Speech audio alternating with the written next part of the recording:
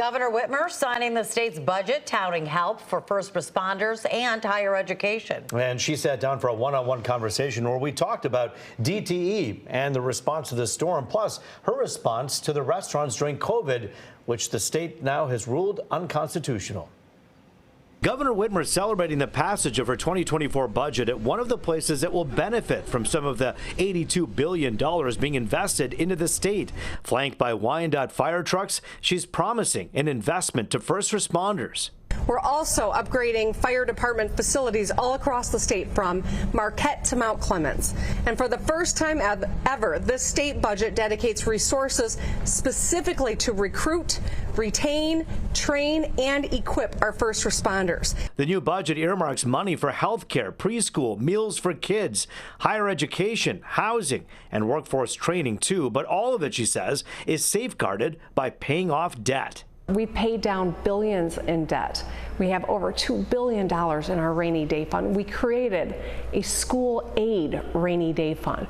So in the event there are ups and downs in the economy in the future, we don't have to make cuts to education or to first responders. The governor also answering questions about two big issues that matter to you. We begin with power outages. There's a lot of concern. You know what happened with the power outages last week again. There's some people without power still.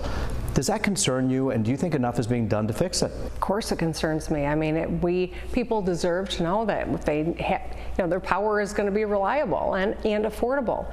We also know that these severe weather events are going to continue. When you have conversations with DTE and these utilities about making things better, do you ask the questions, why is it taking so long? Why are we out for 3 or 4 days?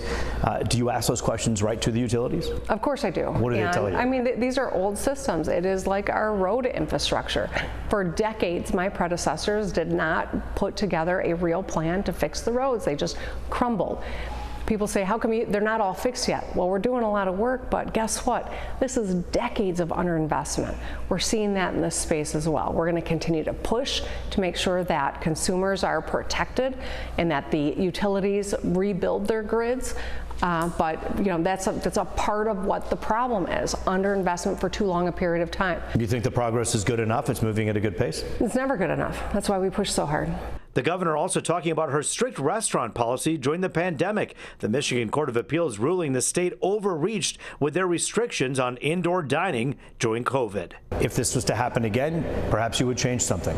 You know what? There's no question that anyone who is wise enough and humble enough would look back on decisions they've made 5, 10 years ago and say, would I make those same decisions today? No, I have better information now. I'd make some different decisions. Would those restaurants closing down be one of the decisions that you would have changed?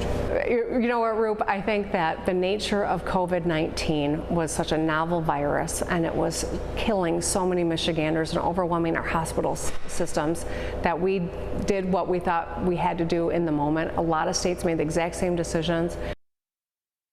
In a response to the governor signing, Republican Senator Jim Runstead telling Fox 2 he wishes more money from the state's $8 billion plus surplus was spent on the roads. The budget earmarks $400 million in part to fix them.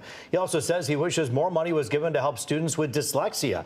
You see, advocates say Michigan is failing students who have it worse than any other state in America. You can find out more about the budget and read it for yourself on our website, fox2detroit.com.